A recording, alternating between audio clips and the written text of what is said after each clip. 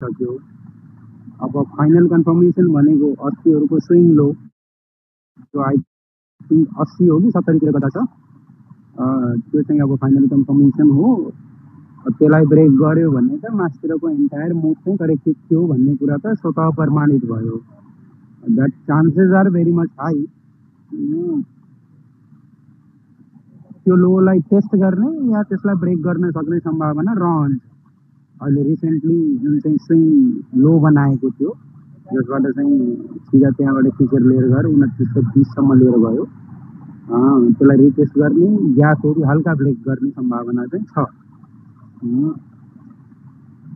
अब मैले सोचे अनुसारको मास्तिरको एन्टायर 2920सम्मको र्याली नै करेक्टिभ एक्स वेभ थियो भने त्यो एक्स वेभमा पछि अब वाइ बनाउन आउँदाखेरि अहिलेसम्मको कल ए वेभभित्रको फर्स्ट वेभ मात्रै हुनसक्छ। यो ए वेभ सिद्धिन लागेको पनि होइन, ए वेभभित्रको पनि फर्स्ट वेभ मात्रै।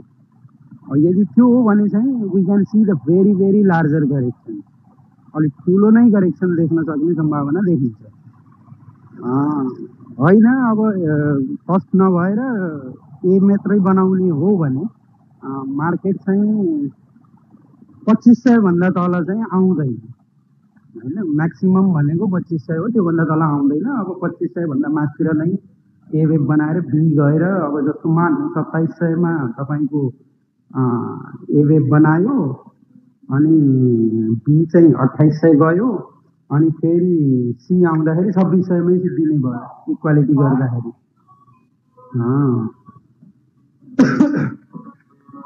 त्यो एउटा पोसिबिलिटी पनि रह्यो। अर्को चाहिँ अब फर्स्ट वेभ मात्रै हो भने त फेरि ए वेभले नै 2600 भन्दा मुनि लिएर आउँछ अनि त्यसपछि बी र सी गर्दाखेरि अलिक ठुलो नै करेक्सन हुन्छ।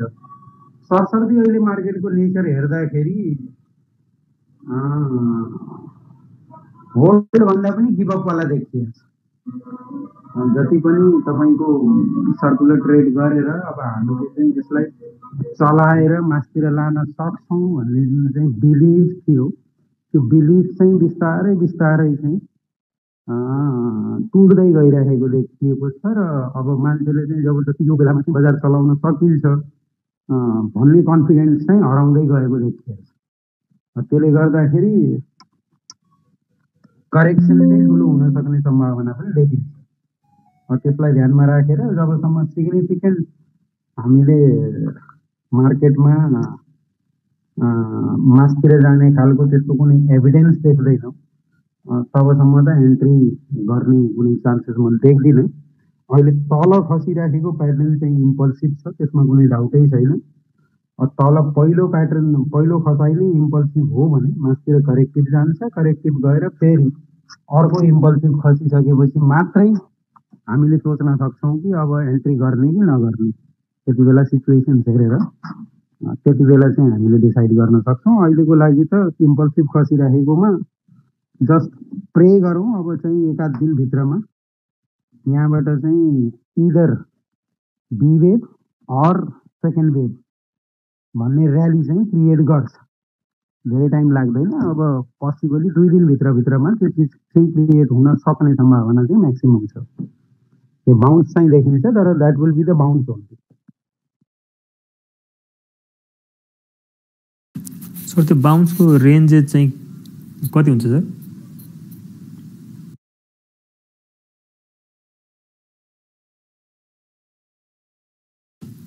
विष्णु सर, अब यहाँबाट माथि जाने बााउन्सेसको रेन्ज चाहिँ सर? माथि जाने बााउन्सको रेन्ज भनेको 50% हो। जति खसाइ जति पोइन्टले खस्छ त्यसको आधा पोइन्ट चाहिँ माथितिर बााउन्स गर्छ लोबाट भनेर त्यसरी बुझ्नु। सर म केही बोलौँ?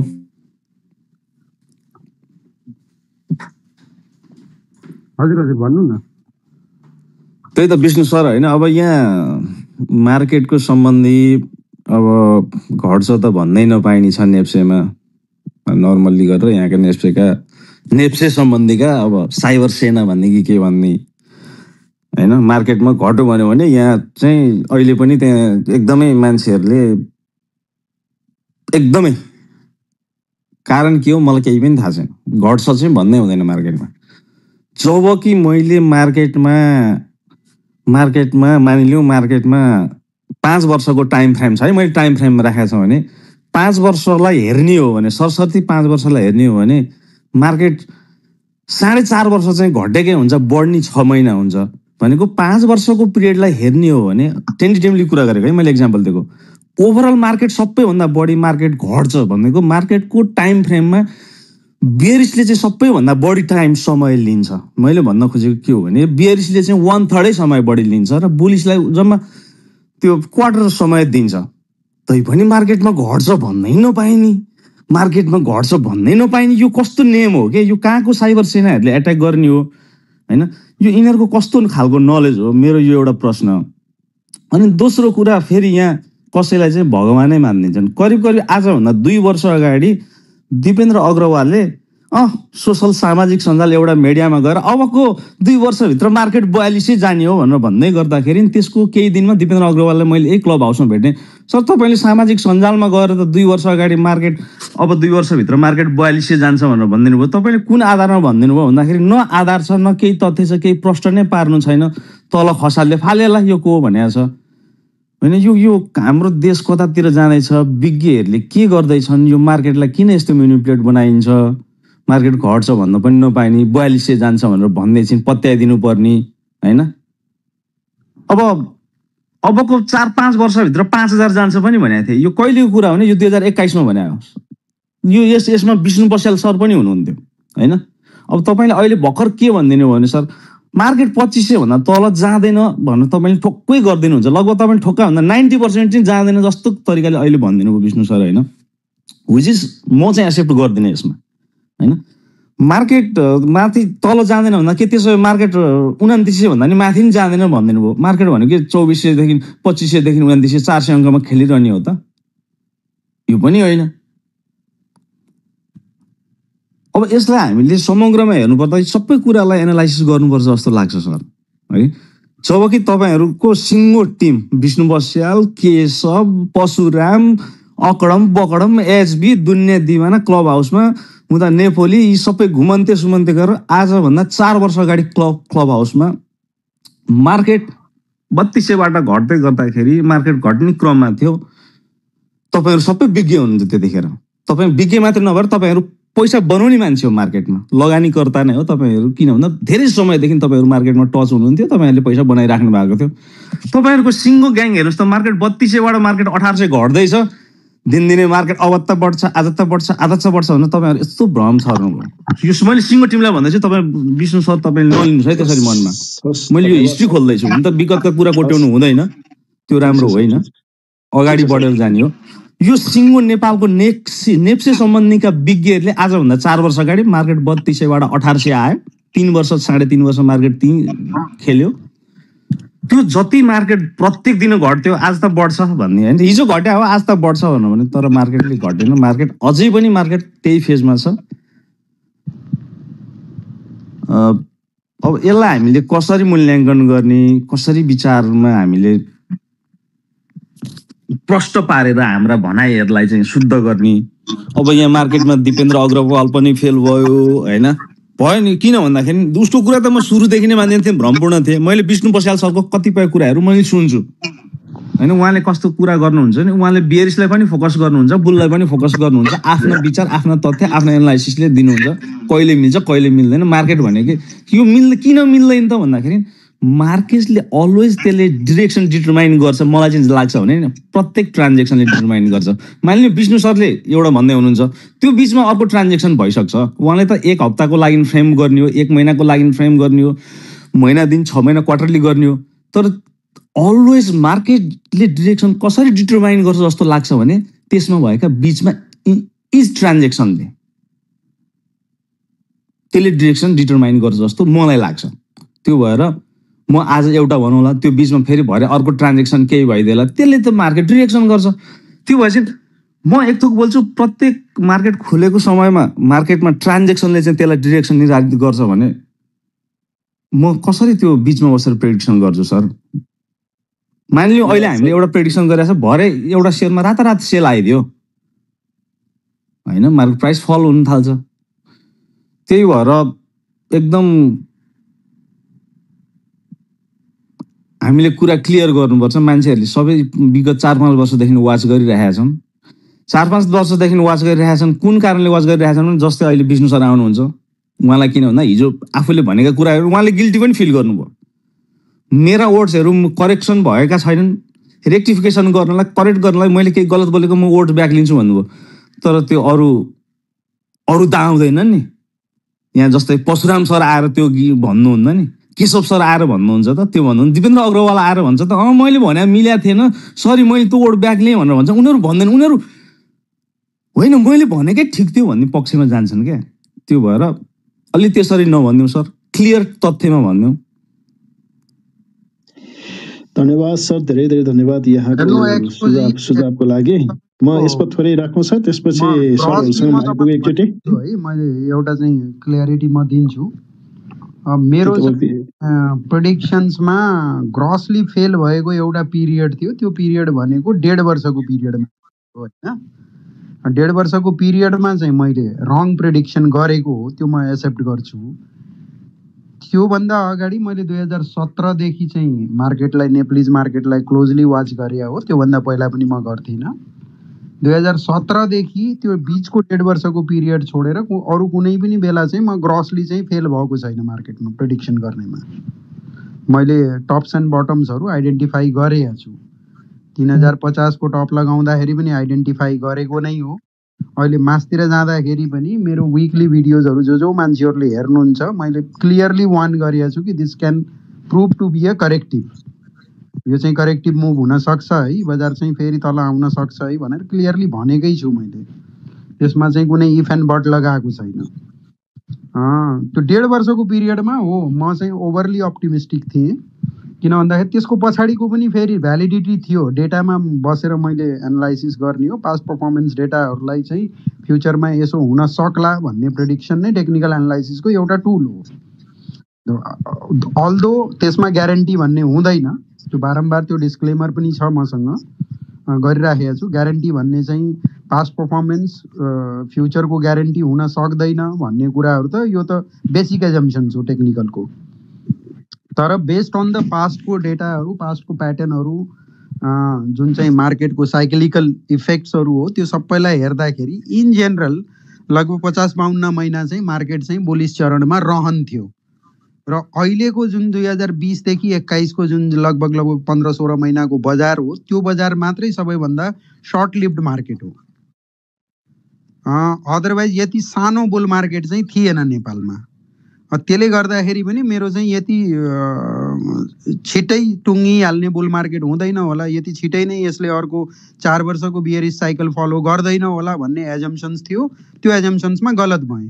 त्यो 1.5 वर्षको पिरियडमा मैले रङली प्रेडिक्ट गरेको नै हो। बजार मैले जसरी सोचेको थिएँ त्यसरी बिहेभियर गरे होइन। तर त्यो 1.5 वर्षको पिरियड छोडेर 2017 देखि अहिलेसम्मको म काउन्ट गर्नुहुन्छ भने मेरो हरेक हप्ता मैले भिडियोजहरू गरिरहेको छु। सबै भिडियोजलाई एनालाइसिस गर्नुभयो भने म चाहिँ त्यो एउटा पर्टिकुलर पिरियडलाई छोडेर बाँकी सबै पिरियडमा म चाहिँ 90% चाहिँ मेरो एक्युरेसी छ। त्यही भएर अब अरू टेक्निकल्सले के भन्छन्, अरू मार्केटका विज्ञहरूले चाहिँ खस्नै हुँदैन भन्छन् भन्दैनन् भन्ने कुराहरू मसँग नगर्नु होला। मैले 2017मा पनि बजार खसेर चाहिँ राम्रै तरिकाले खस्छ, 50% तपाईँको क्यापिटल इरोड हुन्छ भनेर मैले भनेको नै हो। त्यो कुराहरू ट्रु पनि भएको। 2020मा 1100मा बटम लागेपछि यसले सबै अल टाइम हाईहरू ब्रेक गर्छ भनेर त्यो पनि भने हो। त्यहाँ पनि म हरेक पर्टिकुलर मुभमेन्टमा चाहिँ म राइट भएको हो।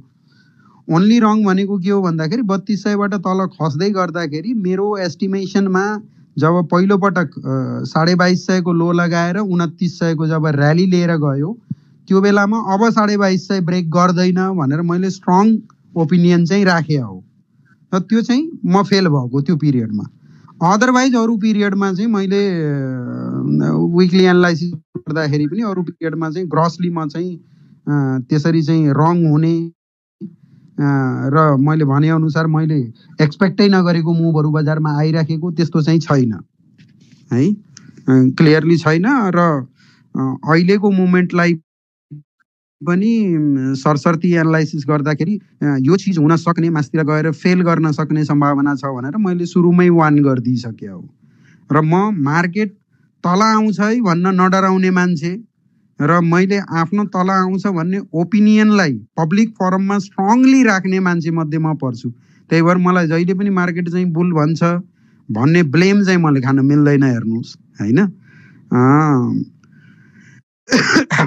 अब अर्को कुरा चाहिँ सधैँभरि के राइट हुन्छ त टेक्निकल भन्ने कुराहरू त त्यो त सधैँभरि राइट हुन सक्दैन।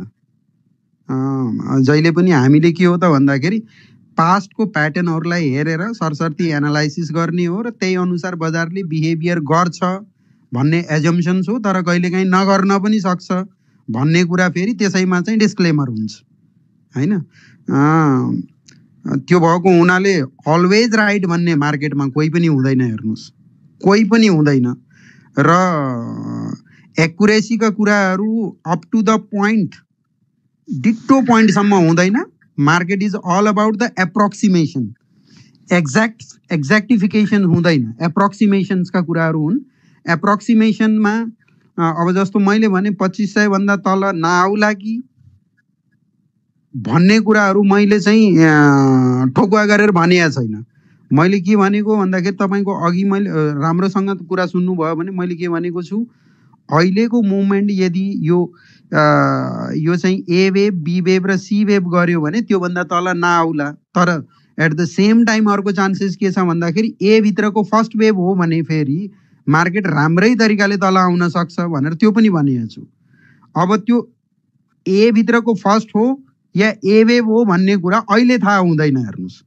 अहिले के हुन्छ, अहिले आइराखेको सेलिङमा चाहिँ कमसेकम बाउन्स आउनु पर्यो। त्यो बाउन्स आइसकेपछि त्यो बाउन्स गएर त्यसपछि फेरि तल खस्दाखेरि कस्तो बिहेभियर गर्छ त्यसमा डिपेन्ड गर्ने कुरा हो। त अहिले नट सेलमा भन्नु पर्दाखेरि मैले कन्क्लुसिभ भनिसकेको छु। अहिलेसम्म 2920बाट खसिराखेको, तल खसिराखेको बजार चाहिँ इम्पल्सिभ खसिएको छ। त इम्पल्सिभ खस्नु भनेको अब यहाँबाट कुनै पनि बाउन्स आयो भने त्यो करेक्टिभ बाउन्स मात्रै हुन्छ, जसले 2920लाई ब्रेक गर्दैन र त्यसपछि फेरि अहिले आज भोलि पर्सि जुनसुकै बटम लगाउँछ त्यो बटम लगाएको लाई मोडिफाई फेरि गर्छ भन्ने कुराको त्यो चाहिँ करेक्टिभ हो, मास्तिरको एक्सन करेक्टिभ हो भन्नुको अर्थ चाहिँ त्यो हो। त्यही भएर त्यही अनुसार चाहिँ बुझ्नु होला होइन। अब नेपालमा चाहिँ बियरिश भन्दाखेरि किन गाली खाइन्छ भनेर सुन्न खोज्नुहुन्छ भने कारण के हो त भन्दाखेरि नेपाल चाहिँ वान वे मार्केट हो। त्यही भएर हरेक मान्छे, यहाँ इन्भेस्टमेन्ट गरेका मान्छेहरूलाई बजार तल खस्दाखेरि कसैलाई पनि नाफा हुँदैन। अनि मार्केट इलिक्विड छ, कतिपय मान्छेले चाहेको टाइममा चाहेको प्राइसमा बेच्न पनि सक्दैन होइन। स्पेसिफिकल्ली सानाले चाहिँ थोरै किता हुनेले त ड्याङडुङ बेच्ला, जसले लाख 1.5 लाख होल्ड गरिएको छ ती मान्छेले त बेच्न पनि सक्दैनन्। त्यसले गर्दा इलिक्विड भएको कारणले गर्दाखेरि पनि ल फलानु ठाउँमा बेचिहालौँ न त, अहिले बेचेर म तलको रेटमा किन्न पाउँछु कि पाउन्न, फेरि त्यति नै किता अकुमुलेट गर्न पाउँछु कि पाउन्न भन्ने डर पनि हुन्छ मान्छेलाई। यी आदि कारणहरूले र वान वे मार्केट मात्रै भएको हुनाले यहाँ चाहिँ बजार खस्छ भन्दाखेरि गाली खाइनु चाहिँ स्वाभाविक हो। मैले त्यसलाई चाहिँ अन्यथा लिन्न। र मान्छेहरूको धेरै जसो स्टक मार्केटमा, स्पेसिफिकल्ली नेपालको मार्केटमा चाहिँ इमोसनल बिहेभियर बढी छ। मार्केटलाई एज अ साइन्सको रूपमा, एज अ मार्केटलाई मार्केटकै तरिकाले हेर्ने, यहाँ चाहिँ रिस्क पनि हुनसक्छ, यहाँ प्रफिट पनि छ। रिस्क र रिटर्न चाहिँ दुइटै integral part of the market हुन् भन्ने कुरा एक्सेप्टेन्स नगर्नु हो। अब पब्लिक चाहिँ बढी चाहिँ आफूले किनेपछि बढ्नु नै पर्छ भन्ने एउटा इमोसनल क्वान्टले गर्दाखेरि पनि मान्छेले गाली गर्छन्। किन भन्दाखेरि एक त अब सर्ट सेलिङ छैन, सर्ट सेलिङ भएको भए बरु घट्दाखेरि ओहो घट्दाखेरि फलाना मान्छेले घट्छ भनेको थियो, मैले घटेको बेलामा पनि कमाएँ भन्ने कसैले भन्न पाउँथ्यो होला। सर्ट सेलिङ नभएपछि बिचरा घट्दाखेरि कमाउने कुरै आएन। र अर्को कुरा इन जेनरल साइकोलोजी कस्तो हुन्छ भन्दाखेरि मान्छेले स्टप लस गर्न चाहिँ निकै नै हेजिटेट गर्छ कि ल आज चाहिँ मेरो चाहिँ 10% घाटा भयो के अरे, अरू 20% घाटा हुनुभन्दा 10% काटेर फेरि तल आउँदाखेरि किन्छु भन्ने खालको हो। इन जेनरल नेपाल मात्रै होइन, त्यो ग्लोबल फिनोमिना नै हो। मेजोरिटी अफ द इन्भेस्टर्सहरूको, स्पेसिफिकल्ली रिटेल इन्भेस्टर्सहरूको लसलाई स्टप गर्ने बिहेभियर चाहिँ हुँदैन। लसलाई चाहिँ हेरिराख्ने, क्यारी गर्ने, अनि प्रफिटलाई बरु छिटो बुक गर्ने खालको बिहेभियर हुन्छ। त्यो जेनरल पब्लिक साइकोलोजी, जुन ट्रेडिङको साइकोलोजी त्यस्तो भएको हुनाले पनि र सर्ट सेलिङ नभएको कारणले गाली खाइनु स्वाभाविक हो। धन्यवाद सर, धन्यवाद। अब साथीहरू, सबभन्दा पहिला तपाईँ हामी सबैले बुझ्नुपर्ने कुरा के हो भने हामी स्टक मार्केटमा छौँ। स्टक मार्केट जहिले पनि आफैमा राइट छ। हामी प्रिडिक्सन गर्छौँ, हामीले हाम्रा दृष्टिकोणहरू, हामीलाई लागेका पक्षहरू, हामीले देखेका चिजहरूलाई त्यति बेलाको अवस्थामा भोलिको फ्युचरको प्रोबेबिलिटीको त्यो एउटा हुन्छ नि, एउटा उनै गर्ने हो। त्यसमा चाहिँ हामी जति पनि साथीहरू आएर यहाँ सल्लाह कुराकानी राख्छौँ, त्यो मार्केटमा तपाईँलाई इन्ट्री र एक्जिट गर्ने गाइडलाइन नै हो। अब त्यो रुल नै मैले फलो गरेँ र म त्यसरी बजारलाई मैले हेरेँ। उहाँहरू ठिक र बेठिक भनेर त्यो प्रश्न एक ठाउँ प्रश्नको रूपमा मात्रै बुझ्दा त भयो।